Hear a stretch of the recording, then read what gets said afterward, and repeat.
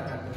Halo teman-teman, di sini saya Hendri dari bidang Sains dan Penalaran Ilmu Kimia atau SPIK akan menjelaskan materi bagian media saya. Di sini ada konsentrasi larutan. Nah, teman-teman tahu nggak siapa itu konsentrasi larutan? Konsentrasi larutan yaitu komposisi tiap larutan bergantung pada perbandingan jumlah zat larut terhadap larut.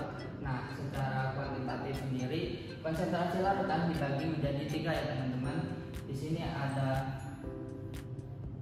molaritas yang dilambangkan dengan M besar ya. Di sini ada molaritas dilambangkan dengan M kecil. Kemudian yang terakhir itu ada fraksi mol yang dilambangkan dengan X besar. Nah, di sini kita akan bahas satu persatu. Nah, di sini kita akan membahas apa itu molaritas. Nah, teman-teman pasti udah nggak asing dong apa itu molaritas. Nah, dalam kimia sendiri, molaritas itu diartikan sebagai jumlah mol zat larut dalam 1 liter larutan. Nah, di sini secara matematis dan kita dapat tuliskan menggunakan rumus N sama dengan N per V, yang dimana N sendiri menyatakan mol dan V menyatakan volume dalam satuan liter ya. Nah, di sini kan N itu menyatakan 0 ya teman-teman. Nah, untuk mencari mol sendiri kita bisa menggunakan rumus gram per ml, di mana gram sendiri itu menyatakan massa jenis zat larut dan dibagi dengan massa molekul relatifnya. Nah, sehingga dari rumus ini kita bisa turun nih teman-teman, dari volume ini dalam satuan liter kita bisa turunkan menjadi mililiter dengan cara molaritas sama dengan gram per ml dikali 1000 dibagi dalam satuan mililiter. Nah, kemudian ada satu rumus lagi nih teman-teman, kita untuk mencari molaritas. Nah, di sini bisa menggunakan rumus P menyatakan massa jenis air ya teman-teman, atau rho dikali persen dikali 10 dibagi massa molekul relatif. Nah, kita langsung masuk ke contoh soalnya teman-teman.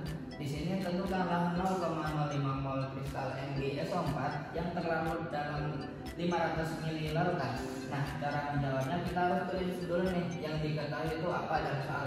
Yang diketahui itu molnya ya teman-teman, dapat dilambangkan dengan N yaitu 0,05 mol. Kemudian volume larutan ya di sini berjumlah 500 ml. Nah, kita harus konversi dulu nih teman-teman menjadi 0,05 dalam satuan liter ya. Nah, cara mengerjakannya kita menggunakan rumus yang ini. Jadi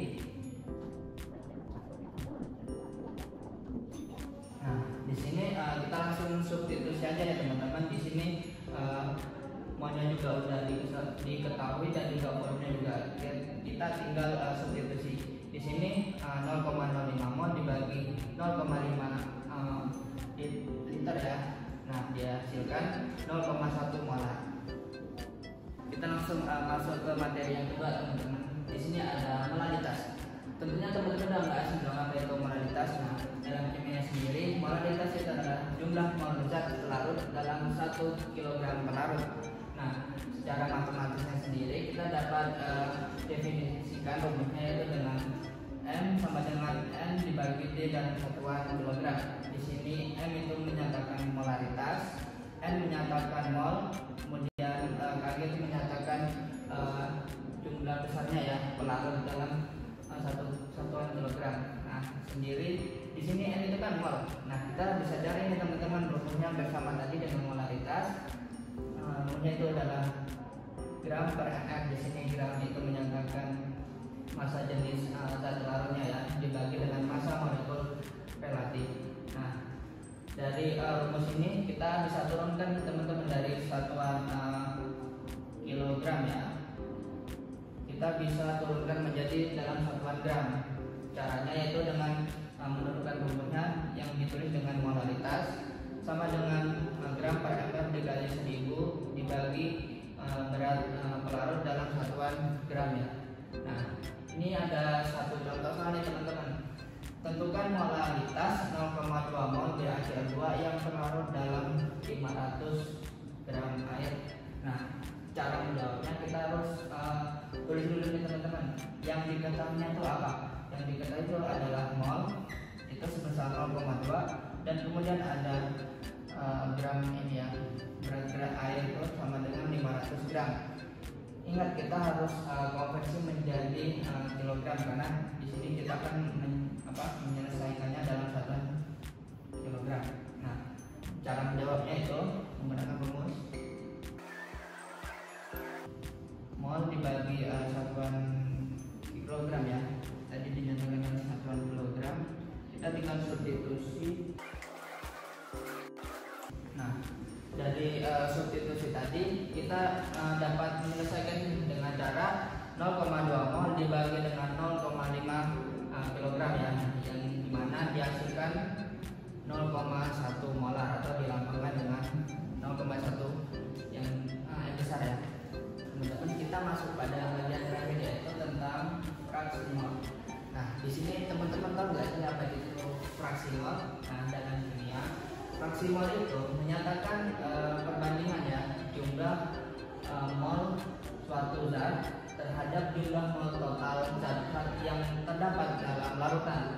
Nah, di sini secara matematisnya kita dapat tuliskan dengan rumus SA sama dengan Na dibagi NT.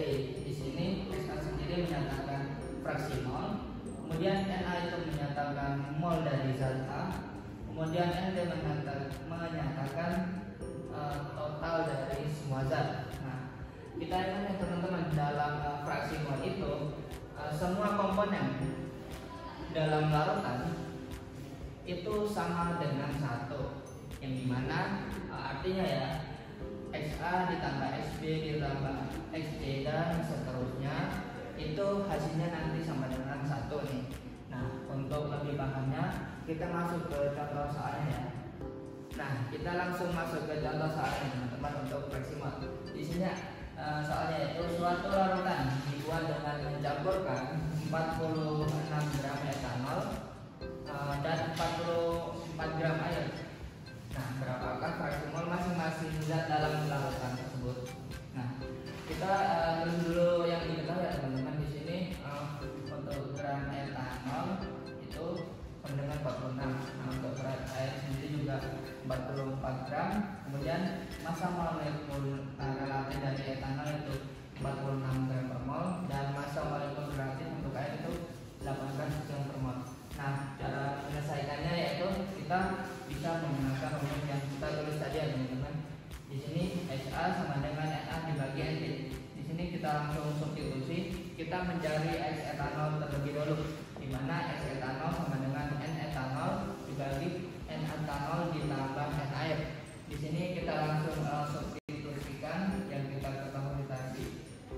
Nah, di sini ada 46 gram dibagi 46 gram per mol untuk etanol ya.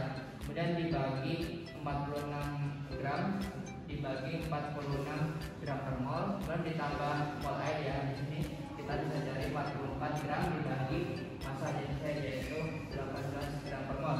Didapatkan hasil 1 dibagi 1 ditambah 2,44, yang dimana jika dijumlahkan itu hasilnya 0,29 mol. Nah, ini belum selesai nih teman-teman, kita harus mencari air juga ya. Ini kan etanol nih, kita harus mencari X airnya. Gimana caranya? Kita tulis dulu rumusnya. Nah, kita tadi kan udah membahas ya bahwasanya XA ditambah XB ditambah XC dan seterusnya sama dengan 1. Nah, ini berlaku untuk ini teman-teman. Jadi kita tinggal substitusikan tadi untuk etanol ini kan 0,29 ya. Jadi kita bisa langsung substitusi. Kita pindah ruasnya teman-teman, di mana 0,29 mol ini kita pindah ruas ke sebelah kanan ya. Nah, di mana setelah kita pindahkan ke sebelah kanan yaitu didapatkan X air sama dengan 1 dikurang 0,29 mol tadi ya, yang dimana kita dapat X air itu sebesar 0,71 mol.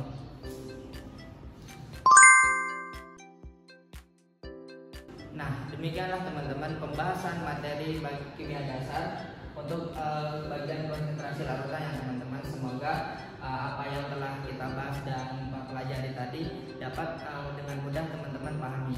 Saya Henry pamit undur diri. Wassalamualaikum warahmatullahi wabarakatuh.